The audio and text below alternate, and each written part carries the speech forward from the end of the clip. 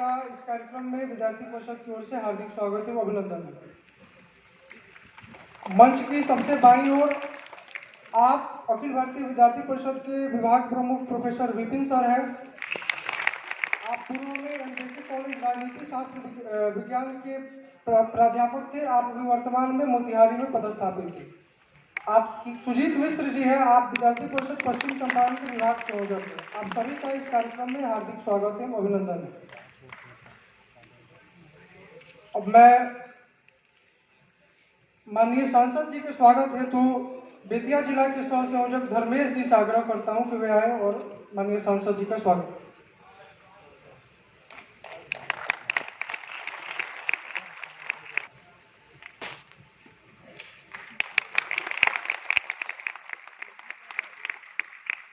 सांसद जी वो है कि ये है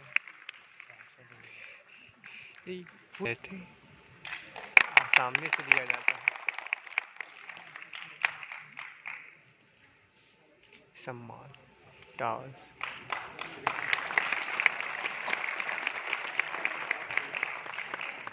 जी के स्वागत हेतु विशाल झा जी से आग्रह।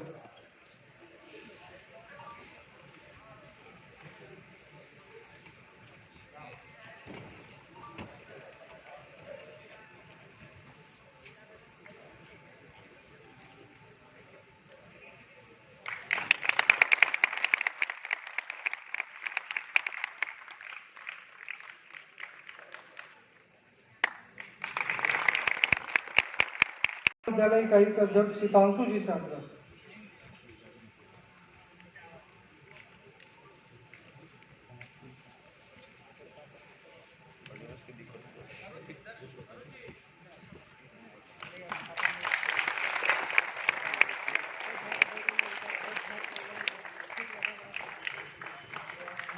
फूल नहीं दिया गया। विभाग संयोजक सुजीत जी के स्वागत हेतु मेडिकल आयाम कार्य के प्रमुख अनमोल तिवारी जी से आग्रह।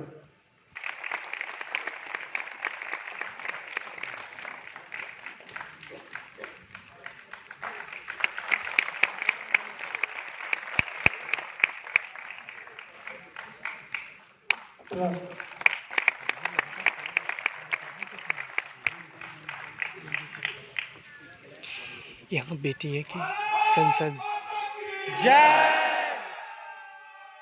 जय मातरम। यहाँ आज विद्यार्थी परिषद के इस कार्यक्रम में उपस्थित माननीय विभाग प्रचारक नीतीश जी, यहाँ उपस्थित विभाग प्रमुख श्री विपिन जी, विभाग के और उपस्थित सभी युवा साथी, सबसे पहले तो मैं विद्यार्थी परिषद की पूरी टीम को बधाई दूंगा कि उन्होंने इस आत्म कार्यक्रम करने का जो निर्णय लिया, जिस प्रकार से उन्होंने तैयारी की। मैं तो पहले दिन कह रहा था कि भाई यहाँ क्यों कर रहे हो, कॉलेज में क्यों नहीं कर रहे हो, लेकिन आप सबों की उपस्थिति दर्शाती है कि इनका निर्णय अच्छा था, श्रेष्ठ था और आप सबके प्रति इनका विश्वास था। इसके लिए मैं पूरे विद्यार्थी परिषद की टीम को बहुत बहुत बधाई देता हूं। आज जो परिस्थितियां इस देश में चल रही हैं, उन सभी के बारे में हर युवा को विचार करने की आवश्यकता है। भारतीय जनता पार्टी के एक सांसद के रूप में, एक सदस्य के रूप में हम लोगों ने एक बात का निर्णय पहले दिन से लिया था कि हम कोई भी, ये पहले दिन से हम लोगों का निर्णय था। हमारे आप सब हमारे आनुषांगिक के सदस्य हैं, तो आप सबों से मिलना, आप सबों की बातों को जानना भी हमारे लिए आवश्यक है। पर उसका पहले दिन से एक प्रयोजन था कि युवाओं को आगे कैसे बढ़ाएं, युवाओं को एक अच्छे ज्ञान की, एक अच्छे हमारा जो स्वाभिमान रहा है, हमारी जो संस्कृति रही है, उसको परिचय कराते हुए आगे उनको जो जीवन की आगे की घड़ियां आने वाली हैं उनके लिए तैयार करना, और यही विद्यार्थी परिषद का मुख्य उद्देश्य भी है। और उसके सतत प्रयत्न जो है सभी के द्वारा किया जाता है। जो भी इस राष्ट्र सेवा के यकीन रखने वाले हैं, उन सबों का एक प्रयास होता है कि हम युवाओं को सही दिशा दें, सही दशा दें। हमारे माननीय प्रधानमंत्री जी ने एक विजन दिया है 2047 में भारत को विकसित देश बनाने का, और इसमें सबसे बड़ा अगर योगदान किसी का हो सकता होगा तो वो आप सब होंगे, क्योंकि आप जीवन के उस क्षण में जहां से इस संकल्प को पूरा करने की दृष्टि से हम आगे बढ़ रहे हैं। एक राजनीतिक व्यक्ति के लिए बहुत सामान्य लक्ष्य होता है कि 5 वर्ष में चुनाव लड़ो, चुनाव में एक वादा करो, 3 साल कुछ भी करो, चौथे साल फिर नए वादे करो, 5वें साल चुनाव में फिर जीतने के लिए एक नए तरह से कार्य करो। और ये इस देश में 1947 के बाद इसी प्रकार की राजनीति चलती थी, लेकिन माननीय प्रधानमंत्री श्री नरेंद्र भाई मोदी जी ने इस पूरी राजनीति की दिशा को उन्होंने बदल दिया। अगर हम यह सोच रहे हैं कि 2047 का भारत कैसा हो, 2047 में कहाँ रहे, हम में से कोई नहीं रहेगा 2047 में। अगर बहुत ही भाग्यशाली रहा तो मेरी पीढ़ी के कोई 2-4% लोग बचेंगे, लेकिन फिर भी हम लोगों ने इस निर्णय को कि भारत की आने वाली पीढ़ियां अपने स्वर्णिम काल को याद करके पुनः उसके स्थापित करें, उसी का प्रयास हम लगातार कर रहे हैं। हम एक तरफ 2014 तक पूरे वर्ल्ड के टॉप 500 यूनिवर्सिटीज में हिंदुस्तान की एक भी यूनिवर्सिटी और एक भी एजुकेशनल इंस्टीट्यूशन नहीं था। ये भारत का दुर्भाग्य है कि हम 2014 तक में दुनिया के 500 विश्वविद्यालयों में एक विश्वविद्यालय, एक इंस्टीट्यूशन नहीं था। आज मुझे बताते हुए फख्र होता है कि पहले 500 में आज भारत के 35 विश्वविद्यालय और इंस्टीट्यूशन शामिल हुए हैं। बहुत बड़ा लक्ष्य नहीं, लेकिन यह लक्ष्य की ओर हम सही दिशा में चल रहे हैं, इसका एक प्रमाण।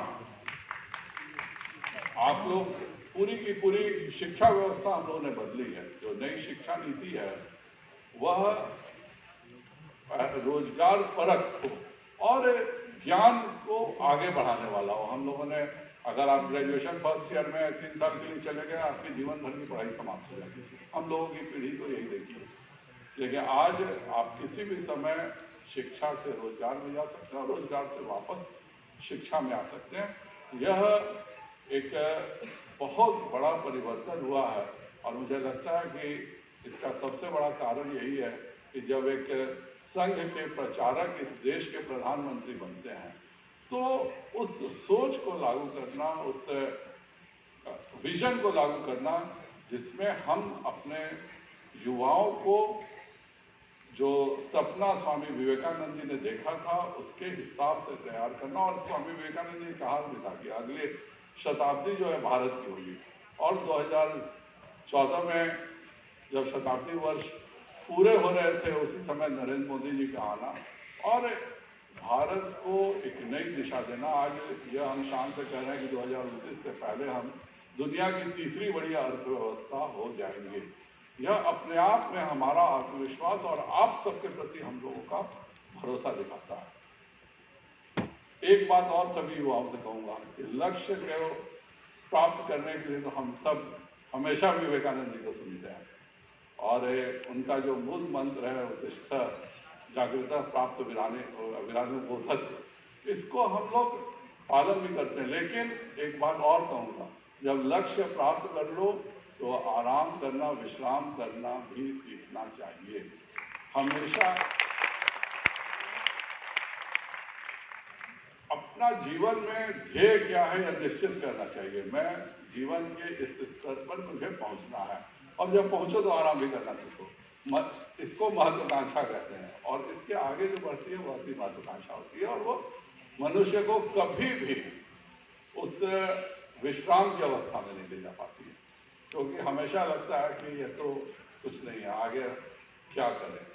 तो ये एक जीवन का बहुत ही महत्वपूर्ण पहलू है। मैं विद्यार्थी परिषद में रहा नहीं, और आज पहली बार मुझे मालूम हुआ कि मेडिविजन करके विद्यार्थी परिषद का भी एक आनुषांगिक है। हम लोग के समय हम लोग एनएमओ के मेंबर हुआ करते थे, नेशनल मेडिकल ऑर्गेनाइजेशन, वो अभी हम लोग भी जैसे भाजपा है वैसे ही एनएमओ भी है, और हम लोग मेडिकल कॉलेज में उसी के हिस्सा रहे, उसी के हिसाब से हम लोगों ने काम किया। और बहुत मेरे भी जीवन में बहुत क्लियर लक्ष्य था कि मुझको पटना मेडिकल कॉलेज पहुंचना, और लगातार प्रयास करने के बाद जब मैं धनबाद मेडिकल कॉलेज में गया, पटना नहीं आ पाया, तो मैंने सोचा कि ये पहुंचेंगे कैसे। तो हुआ कि अगर सबसे अच्छा करोगे तो पहुंच सकते हो, और वो मेरे जीवन का एक टर्निंग पॉइंट था कि मैं रांची यूनिवर्सिटी में मुझको 2 सब्जेक्ट में गोल्ड मेडल मिला, और मेरा पटना मेडिकल कॉलेज उसके कारण ट्रांसफर हो गया। उस लक्ष्य को फिक्स करो, हर हालत में उसको छोड़ना नहीं है। चाहता तो मैं आराम से रह सकता था, जहाँ था वहां भी दिक्कत नहीं थी, लेकिन जो लक्ष्य निर्धारित किए, जो लक्ष्य को हम लोगों ने सोचा, मैंने अपने जीवन में सोचा, वो सब मुझे, मेरा जीवन का ये लक्ष्य था, एक डॉक्टर बनना, दूसरा सांसद बनना। इसके अलावा मेरे जीवन में मैंने कभी अपना कोई तीसरा लक्ष्य नहीं रखा था, और दोनों मैंने अचीव कर लिया। और मुझे लगता है कि उसमें सबसे ज़्यादा योगदान जो हम लोगों ने एनएमओ के तहत जो सोच डेवलप की थी, उस समय मेरे जैसा एक साधारण विद्यार्थी डॉक्टर नरेंद्र प्रसाद, डॉक्टर SN आर्य, उन लोगों के साथ बैठने का ये इतना बड़ा मौका मिलता है आप लोगों को, ये इसी में संभव है। और हम लोग राजनीति से दूर रखते हैं, हम लोग दूसरे जो बाकी संगठन है वो अपने में कुछ भी नहीं है, उनको जो आदेश, अगर ऐसा है कम्युनिस्ट पार्टी बोलेगी खड़े होना है तो खड़ा होना है, बैठना है, उसको अपनी कोई स्वतंत्रता किसी ऑर्गेनाइजेशन को नहीं है। लेकिन विद्यार्थी परिषद को पूर्ण स्वतंत्रता है कि आपको जिस क्षेत्र में जाना चाहिए, जिस फील्ड में आगे बढ़ना चाहिए, राजनीति कोई मुकाम नहीं है, राजनीति में जाना चाहिए। स्वागत है, हम लोग तो ऊपर से नीचे तक सब विद्यार्थी परिषद के हैं, चाहे वह JP नड्डा जी हो, अमित शाह हो, नितिन गडकरी हो, देवेंद्र फडणवीस हो, सुशील मोदी हो, ये आप भाजपा में उठाइएगा तो लगभग 70% आपको विद्यार्थी परिषद से निकले हुए कार्यकर्ता मिलेंगे। लेकिन यह भी सच है कि भारत के किसी भी क्षेत्र में जाइएगा तो आपको विद्यार्थी परिषद के सफल कार्यकर्ता हर क्षेत्र में मिलेंगे। तो हम लोग क्योंकि राजनीति में है तो विजिबिलिटी हम लोग की ज़्यादा है, लेकिन जो किसी भी क्षेत्र में मैं जाता हूँ, कितने IAS मिलते हैं, कितने IPS मिलते हैं, कितने साइंटिस्ट मिलते हैं, दुनिया के विभिन्न, मैं लगभग 60 से ज़्यादा देशों का मैं घूम जा चुका हूँ, वहाँ पे भी मुझको मिलता है कि सर हम तो जब स्टूडेंट हम विद्यार्थी परिषद से जुड़े हुए थे, आज मैं ये पूरा मेरा, तो मैंने उस समय सीखा था अनुशासन का पाठ, वही पाठ आज भी मैं उसको पालन करता हूँ, और वही मुझे आज इतना दुनिया के इस देश में भी मुझे इतनी बड़ी सफलता दिलाने में उसका सबसे बड़ा योगदान है।